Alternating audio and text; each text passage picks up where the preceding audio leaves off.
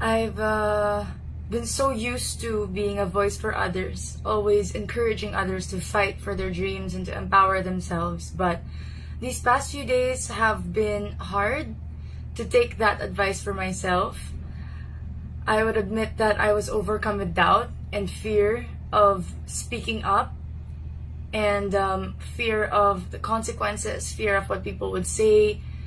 But I'm taking my own advice. I'm speaking up, but this time I'm speaking up for myself. I'm empowering myself. I am fighting for my story. I'm fighting for my experiences, because people have been trying to taint my name and drag me down so many issues that are not real and didn't happen.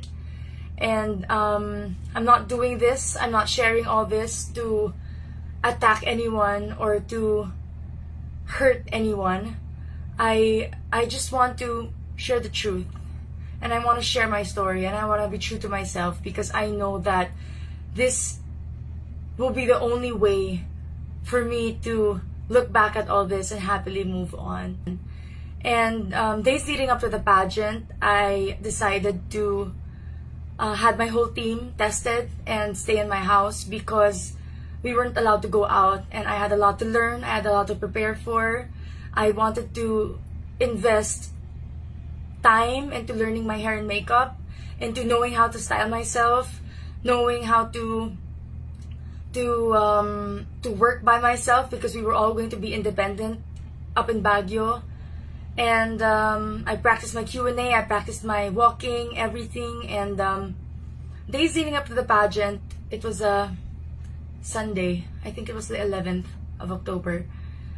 And I was so busy preparing for the pageant, and I didn't realize that I was exhausted and I was tired.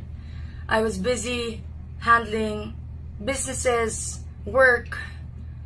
I was catching up with all the brands that I had to work with, and I was also busy with my preparations in the pageant, and everything just became too overwhelming that I didn't even realize. So that day I woke up, and as I took my first steps, I passed out and I collapsed. And that day was really hard. It was 3 days before we were asked to check in, and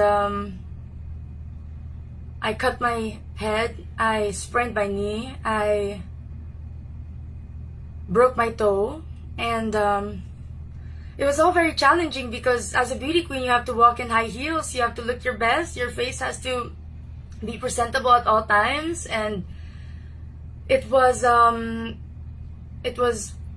depressing for me. It was devastating for me. I spent the whole day in bed. I didn't know what to do.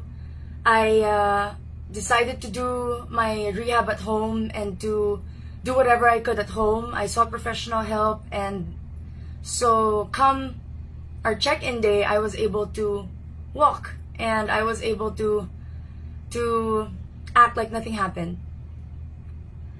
More than the pain and more than the struggle all throughout these past few weeks, it was more of the schedule that we had to really keep up with, that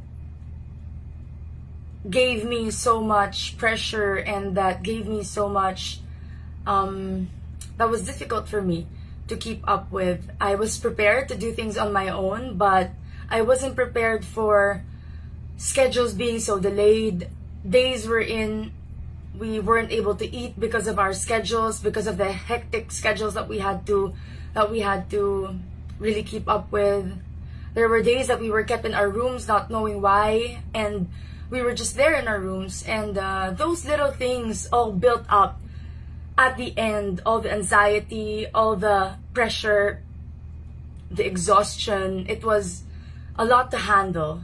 We continued on to our activities, and we had the best night of my journey as a candidate, and I had my best memory getting to bond with all the girls, getting to spend time with them, because we weren't able to due to pandemic protocols, and we were able to bond that night. I got a chance to get to know all the girls, and I was so thankful. And at that night, I was on the end of receiving cryptic messages from people about, again, the results. And I didn't mind them. I chose to have fun. I chose to spend time with the girls. I chose to spend time with my sisters. And I chose to spend time for myself and just have fun. And early in the morning of the 25th, at around 3 a.m., I heard things that I wasn't supposed to hear. And it hurt. I must admit, I went back to my room and I cried so hard. I just got out and went to my room and wanted to be by myself, and all these questions just came back to my head. Everything that I've been hearing for the past 2 days just came rushing in my head, and I was heartbroken. I was devastated that night, and I called my family and I wanted to go home. My car was waiting outside and I could have gone home, but they told me to think about it, that whatever I decide, they're supporting me 100%. And they told me to pray. And after that, I took their advice and I slept on it. I woke up the next day and I wasn't feeling too well.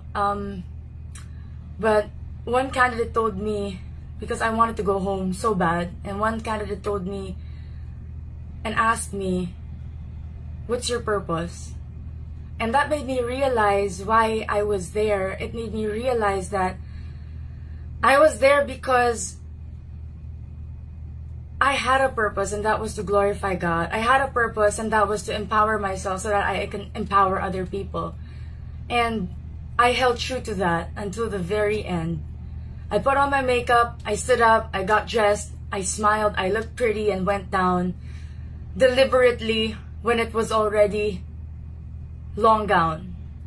And top 16 was already walking for their long gown. And I knew that not so long we would crown the winner and everything would be over and I would be able to go home. And so I went down, and for one last time I told myself to smile for the show, for the cameras. And I did that. I went down, I sat down, I smiled, I greeted everyone, and news of the winner already leaked online because of I think the streaming, it was more advanced than ours. But when I got down, I saw that our feed was so delayed, and it was only part of the announcement of the top 16. And so many people came to me and was hugging me, and a lot of tears were happening around, and so many questions of why, how, what, just overwhelming me too much. And after knowing what I knew the past 2 days, everything just came crashing down on me. And I couldn't handle. I admit I wasn't strong enough to handle that at that moment. And I knew I was going to break down. I knew I was going to cry, and I didn't want to do that in front of the cameras. They tried so hard to get a breakdown off of me in the past, and it never worked. And I told them that I will not give them the satisfaction. And I went to the production and I told them that it was too hard for me, that I can't stay here. And I told them that I really want to leave. Can we please fast forward the feed? Because they already announced online who the winner was. And they said they can't because we have to finish the feed and we're filming. And I said, I can't do this. And I said, can we please just finish? And they told me they had to take the picture. And I said, can we just do it now? And they said they couldn't. And I said, I'm sorry that I had to leave. And I left. And at that moment, I just realized that for 9 months, I kept putting this journey first. I kept putting this organization first. And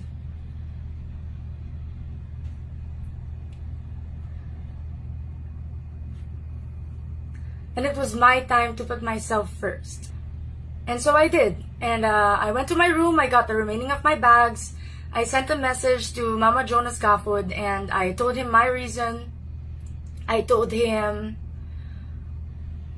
that I was leaving, and I told them everything. And so he said okay, and he said he was worried about what social media and what everybody would think, and I told him to not worry and I would handle everything. I sent a message to our winner and I congratulated her, and I told her the reason why I'm leaving, and she replied thank you. And after that, I thought everything was okay. I did my job. I did what I knew was right, and I packed up my bags and I left.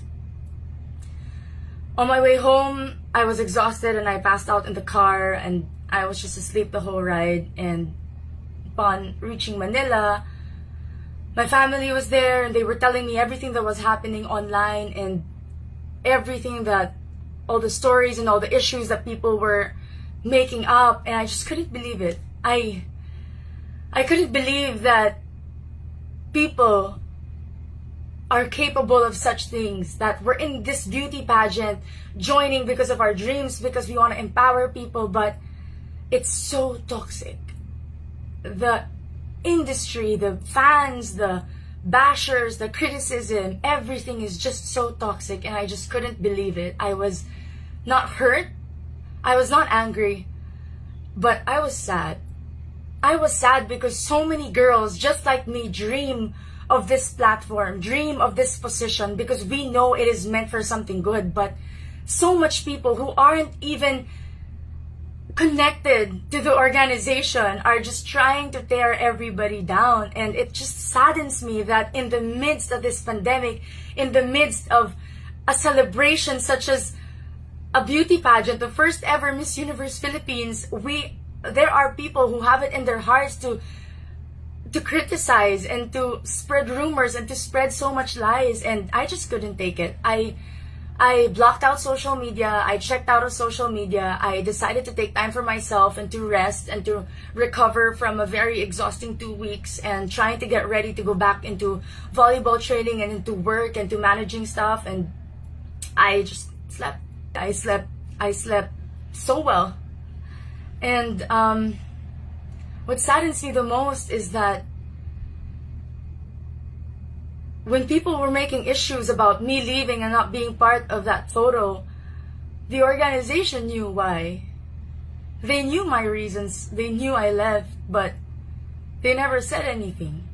They kept quiet. And now so many stories are circulating, so many issues are circulating, and I told myself that I have to speak up. I have to defend myself. I have to fight for myself because I knew nobody would. And I'm saying this, I'm sharing this because I hope that in the future it would be a different experience for future girls and future queens and future candidates who dream of becoming the next representative of our country. But I also want to take this time to remind everybody that we should stop bashing. We should stop spreading lies and negativity. And it doesn't mean that even though we are free to speak our hearts and our minds and share our passions about a certain topic, that it is okay to bring and take people down just because we feel bad. I never answered bashers online because I respect people's opinion, and right now I hope that they respect mine, because this is my story, this is my experience, and I really want to tell everybody that I'm not alone in this. There are a lot of us that wish things happened differently, that our journey would have been somehow better, but we do understand the conditions of the pandemic, and we do understand the hardships that everybody had to go through and the adjustments that everybody had to make just to make this possible. And I just hope that people allowed me to accept my fate and my destiny in my own terms. And I just hope that there were things that I shouldn't have heard. I hope that I never heard them, because accepting failure is one thing, but for it to be mixed up with so much doubt and so much uncertainty towards myself as a human being, as a woman, that was something that I needed time to process and I needed time to accept. I know I'm strong. I know I'm confident. I know I am empowered. But at that moment, I doubted everything. I doubted who I was. And I wasn't used to that. It was a very foreign feeling for me. And so I panicked and I did what I had to do. And I do not regret any decision that I ever made in this pageant. I do not regret joining. I do not regret being part of it. I do not regret leaving. And with everything circulating now, it brings me back to 2 years ago when I answered on the national stage a question about fake news. And I want to take this time to remind everybody of that answer, because I know that it was timely and there was a reason it went to me. And I said back then that fake news is very rampant nowadays, but in order to fight it, we must first know what we are reporting and know that what we are reading, and at the same time be responsible, be accountable of what we say online. I hope that media always filters and uses their resources to deliver true and authentic news. And I want to remind everyone that when I said the word media, I did not just pertain to radio, to TV, to news. I was talking about me. I was talking about you. I was talking about everyone. Because everybody with a social media platform is a part of media. Because you share your personal opinions online and your stories online and your experiences online, and it becomes news. So we are all accountable for what is happening right now in the pageant industry, and we are all accountable and we are all responsible of all the lies and all the issues that have been circulating now, that have been affecting not only me but a lot more people. And I just want to take a stand on this, because the reason why we join beauty pageants is to be empowered and to stand up for people. And if we keep silencing women to speak up about certain things that are hurting them and are bothering them, then why are we here? What is this all for? If we keep telling people to keep quiet and to just accept their fate and to be humble, there is a difference between being humble and being silent. There is a difference between having dignity and knowing what you deserve as a person. Knowing that you have the confidence to fight for something. There is a big difference. You have to be brave. You have to have courage and to speak up in the midst of all this. I had to muster up every ounce of courage in my soul to be able to film this and to be able to come out with this, because it is not only affecting me, it is not only affecting the current batch, it will affect the future of pageantry. And I just want to say that as a queen, as a real queen, it's not just crowns that we should be fixing. We should be fixing society. Because we can. We should be fixing systems because we can. We should be fixing social issues because we can. We should be fixing the future because we can. And that's why we are here. And that's why I am choosing to take a stand. And that's why I am choosing to use my voice. Is because I know I can. And I was meant for something more. And I know that I was meant for this. This may be my purpose, not to wear a crown of jewels, but maybe to wear a crown of thorns. And in both, I'd praise God. In both, I'd be happy. In both, I will use and empower others through this. People have been asking me how I've been dealing with social media and everything that's happening around me. And I know that some of you who are listening to this, you also have experienced criticism and bullying and so many negative things online, and hopefully this can help you.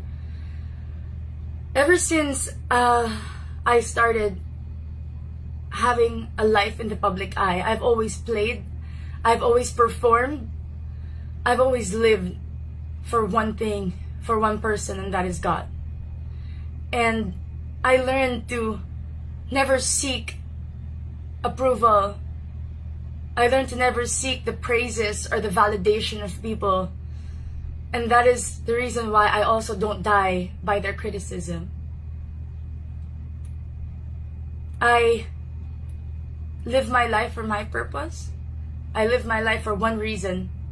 And even as a social media influencer having a life online, I do not let it dictate who I am. I do not let it validate who I am. And that is why it saddens me that every single thing now needs a validation, a receipt on social media. If people don't see it, it's not true. If people don't like it, it doesn't mean anything. If people don't comment on it, it's not validated.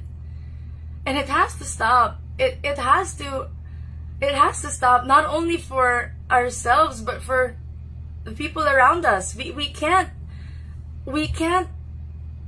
connect, we can't associate our worth as human beings, as women, with who we are online. And it's sad that all of this is happening.